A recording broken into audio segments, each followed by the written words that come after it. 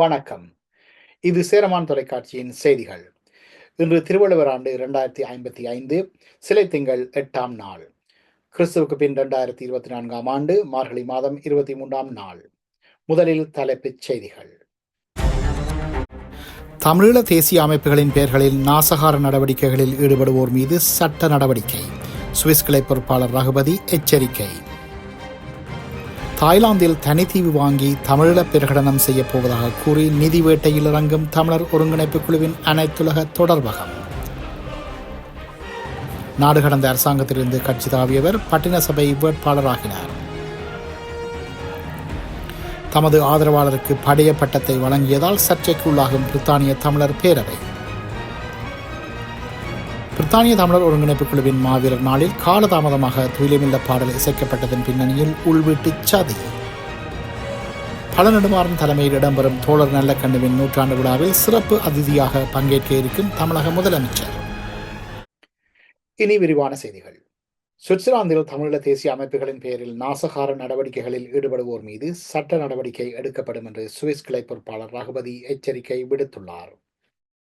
கடந்த ஆவணி மாதம் தமிழீழ தேசிய தலைவர் அவர்களை ரகுபதி அவர்கள் சந்தித்துவிட்டு சுவிட்சர்லாந்து திரும்பியதை அடுத்து தமிழீழ தேசிய அமைப்புகளை கையகப்படுத்தும் நாசகார நடவடிக்கைகளில் ஸ்ரீலங்கா தேசிய புலனாய்வு சபையின் ஒட்டுக்குழுவாக விளங்கும் KP குழுவினர் ஈடுபட்டு வருகின்றனர்.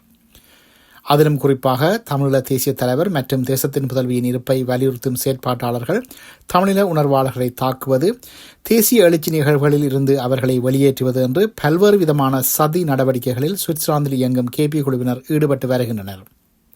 இவ்வாறான சூழமைவிலேயே தமிழ் தேசிய அமைப்புகளின் தாய் அமைப்பாக விளங்கும் உலகத் தமிழர் ஒருங்கிணைப்பு குழுவால் தமிழீழ தேசிய தலைவரின் ஆசீர்வாதத்துடன் சுவிட்சர்லாந்து சூரிச்சில் கடந்த கார்த்திகை 27ஆம் நாள் மாவீரர் நாள் நிகழ்வு நடாத்தப்பட்டிருந்தது. இதில் கலந்து கொண்டு சிறப்புரையாற்றிய ரகுபதி அவர்கள் KP ஒட்டுக்குழுவின் நாசகார நடவடிக்கைகள் குறித்து எடுத்து விளக்கியிருந்தார்.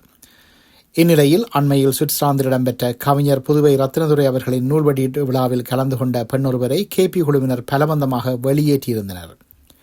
தமிழீழ தேசிய தலைவரை சந்திக்கும் நிமித்தம் கடந்த கார்த்திகை மாதம் 25ஆம் நாளன்று வெளிநாடொன்றுக்கு குறித்த பெண்ணின் கணவர் சென்றதாக கூறியே அவரை KP குழுவினர் பலவந்தமாக வெளியேற்றியுள்ளனர். இந்நிலையில் தேசிய அமைப்புகளின் பேரில் நாசகார நடவடிக்கைகளில் ஈடுபடும் KP குழுவினருக்கு எதிராக சட்ட நடவடிக்கை எடுக்கப் போவதாக ரகுபதி அவர்கள் எச்சரிக்கை விடுத்திருப்பதாக தகவல்கள் வெளியாகியுள்ளன. இது தொடர்பான அதிகாரப்பூர்வ அறிவித்தல் ஒன்றை விரைவில் ரகுபதி அவர்கள் வெளியிட இருப்பதாக அவருக்கு நெருக்கமான வட்டாரங்கள் சேரமான் தொலைக்காட்சிக்கு அறிய தந்துள்ளன. பிரித்தானியாவின் எக்ஸல் மண்டபத்தில் இடம்பெற்ற மாவீர் நாள் நிகழ்வில் 8 நிமிடம் தாமதமாக துயிலுமில்ல பாடல் இசைக்கப்பட்டதற்கு உள்வீட்டு சதியே காரணம் என்று தகவல்கள் வெளியாகியுள்ளன. கடந்த மாவீரர் நாளன்று எக்ஸல் மண்டபத்தில் இடம்பெற்ற மாவீர் நாள் நிகழ்வில் மதியம் 12:35 மணிக்கு மத்திய சுடரினை மாவீரர் குடும்ப உறுப்பினர் ஒருவர் ஏற்ற சமநேரத்தில் ஈகை சுடரினை மண்டபத்தில் கூடியிருந்த மக்கள் ஏற்றினார்கள். சமநேரத்தில் மணியொலி எழுப்பி துயிலுமில்ல பாடல் இசைக்கப்படும் என்று மக்கள் காத்திருந்த போதும் மதியம் 12:43 மணி வரை துயிலுமில்ல பாடல் இசைக்கப்படவில்லை. இதனால் மாவீரர்களுக்கு உரிய முறையில் வணக்கம் செலுத்த முடியாத சூழலில் மக்கள் மத்தியில் சலசலப்பு ஏற்பட்டிருந்தது. மாவீரர் துயிலுமில்ல பாடலுக்கான இசைக்கோவை இயங்க மறுத்ததாலேயே இவ்வாறான நிலை ஏற்பட்டதாக பிரித்தானிய தமிழர் ஒருங்கிணைப்பு குழு வட்டாரங்கள் தெரிவித்துள்ளன. இறுதியில் அங்கு நின்ற மகாலிங்கம் பத்மலிங்கம் என்ற செயற்பாட்டாளர் தனது தொலைபேசியில் உள்ள YouTube செயலியை பயன்படுத்தி துயிலுமில்ல பாடலை இசைக்க வைத்துள்ளார். எனினும் பாடல் இசைத்துக் கொண்டிருந்த பொழுது அவரது தொலைபேசிக்கு அழைப்பு ஒன்று வந்ததால் பாடல் இசைப்பதில் மீண்டும் இடையூறு ஏற்பட்டிருந்தது. இது தொடர்பாக வலைப்பதிவாளர் ஒருவரிடம் கருத்து வெளியிட்ட பிரித்தானிய தமிழர் ஒருங்கிணைப்பு குழுவின் பேச்சாளர் லிகோரி ஆன்டிப்ரோ தங்களிடம் பிளான் A, பிளான் B என்று 2 திட்டங்கள் தயார் நிலையில் இருந்ததாகவும் எனினும் எதற்காக பிளான் B அமுல்படுத்தப்படவில்லை என்பது பற்றி ஒலியமைப்புக்கு பொறுப்பானவரிடம் விசாரணைகள் மேற்கொள்ளப்பட்டு வருவதாகவும் தெரிவித்துள்ளார். இதேவேளை துயிலுமில்ல பாடல் இசைக்கோவை உரிய நேரத்தில் இயங்க தவறியதன் பின்னணியில் உள்வீட்டு சதி இருப்பதாக பிரித்தானிய தமிழர் ஒருங்கிணைப்பு குழுவிற்கு நெருக்கமான வட்டாரங்கள் சேரமான் தொலைக்காட்சிக்கு அறிய தந்துள்ளன. மாவீரர் நாள் ஒலியமைப்புக்கு தற்போது பொறுப்பாக இருப்பவரை நீக்கிவிட்டு அப்பொறுப்பை லிகோரி ஆன்டிப்ரோவின் உறவினர் ஒருவரிடம் கையளிப்பதற்கான முயற்சிகள் திரைமறைவில் இடம்பெறுவதாக பிரித்தானிய தமிழர் ஒருங்கிணைப்பு குழுவின் அதிருப்தியாளர் அணியினர் சேரமான் தொலைக்காட்சிக்கு அறிய தந்துள்ளனர்.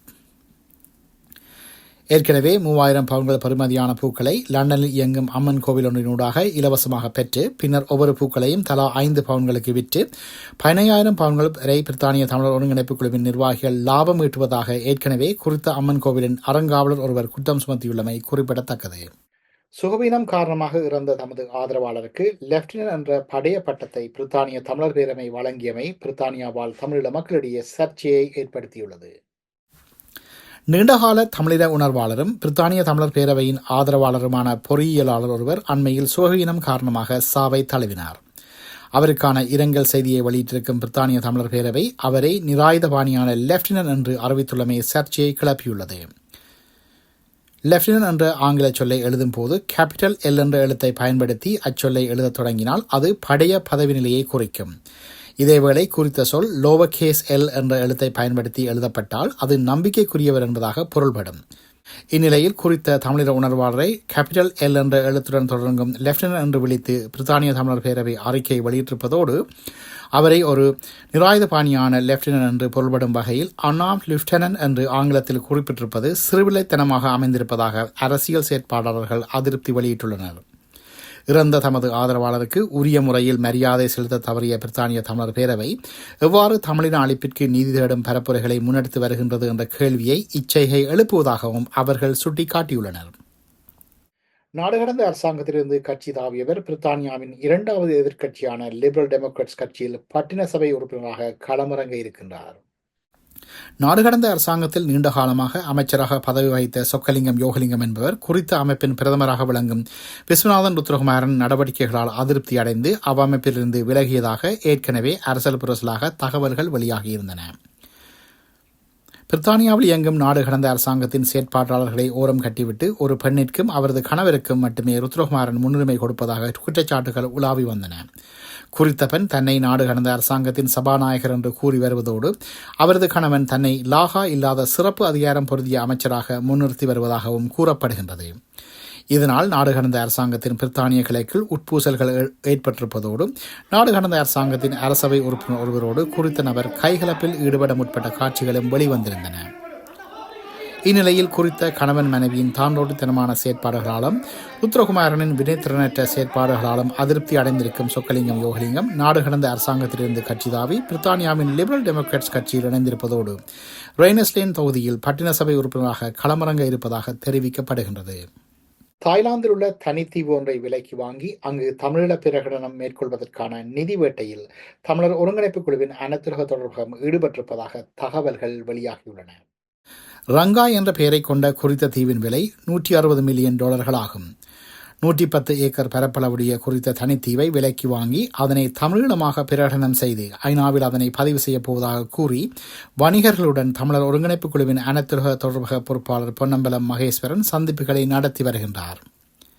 அண்மையில் லண்டனில் 29 வீடுகளின் உரிமையாளர் ஒருவரை சந்தித்த பொன்னம்பலம் மகேஸ்வரன் தனித்தீவை கொள்வன செய்யும் தமது முயற்சிகளுக்கு நிதி உதவி வழங்குவோருக்கு குறித்த தீவுக்கு வருகை தரும் சுற்றுலா பயணிகள் மூலம் ஈட்டப்படும் வருமானத்தில் பங்கு வழங்கப்படும் என்று தெரிவித்துள்ளார். இதற்கான குறைந்தபட்ச நிதி பங்களிப்பாக ஒவ்வொரு செல்வந்தரிடமும் 5 லட்சம் பவுன்களை தாம் கடன் முறையாக எதிர்பார்ப்பதாகவும் குறித்த செல்வந்தரிடம் பொன்னம்பலம் மகேஸ்வரன் குறிப்பிட்டுள்ளார். இதேவேளை குறித்த தீவை வாங்குவதற்கான நிதியை திரட்டும் நோக்கத்துடன் சுவிட்சர்லாந்து, பிரான்ஸ் ஆகிய நாடுகளில் பொன்னம்பலம் மகேஸ்வரனின் மேலாளரான சொக்கன் என்று அழைக்கப்படும் முருகேசு பாலரத்னம் சந்திப்புகளை மேற்கொண்டு வருகின்றார். தடை நீக்க வழக்குகளுக்கென்று கடந்த சில ஆண்டுகளுக்கு முன்னர் திரட்டப்பட்ட 2 லட்சம் யூரோ பணத்தை பயன்படுத்தி சசி என்பவரின் பெயரில் டென்மார்க்கில் உணவு வழங்கல் சேவை நிறுவனம் ஒன்றை ஏற்கனவே தமிழர் ஒருங்கிணைப்பு குழுவின் அனைத்துலக தொடர்பகம் நிறுவியுள்ளமை குறிப்பிடத்தக்கது. தமிழகத்தில் தோழர் நல்லக்கண்ணு அவர்களின் 100ஆண்டு விழா முதுபெரும் தமிழ் தேசியவாதியாகிய பல நெடுமாறன் அவர்களின் தலைமையில் இடம்பெற இருக்கின்றது. இம்மாத இறுதியில் சென்னையில் இடம்பெற இருக்கும் இந்நிகழ்வில் சிறப்பு அதிதியாக தமிழக முதலமைச்சர் மு.க. ஸ்டாலின் கலந்து கொள்ள இருப்பதாக தெரிய வருகின்றது. இந்திய சுதந்திர போராளியான தோழர் நல்லக்கண்ணு அவர்கள் தமிழீழ மக்களுக்கு ஆதரவாக நீண்ட காலமாக குரல் எழுப்பி வருகின்றமை குறிப்பிடத்தக்கது. செய்திகளின் நிறைவுக்கு முன் இதுவரை இடம்பெற்ற செய்திகளின் சாரம். சுவிட்சர்லாந்தில் சட்ட நடவடிக்கையை எதிர்நோக்கப் போகும் நாசகாரிகள். தனித்தீவை வாங்கி தமிழீழ பிரகடனம் செய்யப் போவதாக கூறி நிதி வேட்டையில் இறங்கும் தமிழர் ஒருங்கிணைப்பு குழுவின் அனைத்துலக தொடர்பகம். உள்வீட்டு சதியால் லண்டன் எக்ஸல் மண்டபத்தில் தாமதத்திற்கு ஆளாகிய மாவீரர் நாள் நிகழ்வுகள். தமது ஆதரவாளருக்கு படைய பட்டத்தை வழங்கியதால் சர்ச்சைக்கு உள்ளாகும் பிரித்தானிய தமிழர் பேரவை. நாடு கடந்த அரசாங்கத்திலிருந்து கட்சி தாவியவர் பிரித்தானியாவின் 2வது எதிர்க்கட்சியில் இணைந்து பட்டின சபை உறுப்பினராக முயற்சி. தோழர் நல்லக்கண்ணுவின் 100ஆண்டு விழாவில் பங்கேற்கும் தமிழக முதலமைச்சர். இத்துடன் சேரமான் தொலைக்காட்சியின் செய்திகள் நிறைவு பெற்றன. மீண்டும் இன்னும் ஒரு செய்தி நேரத்தில் சந்திப்போம். வணக்கம்.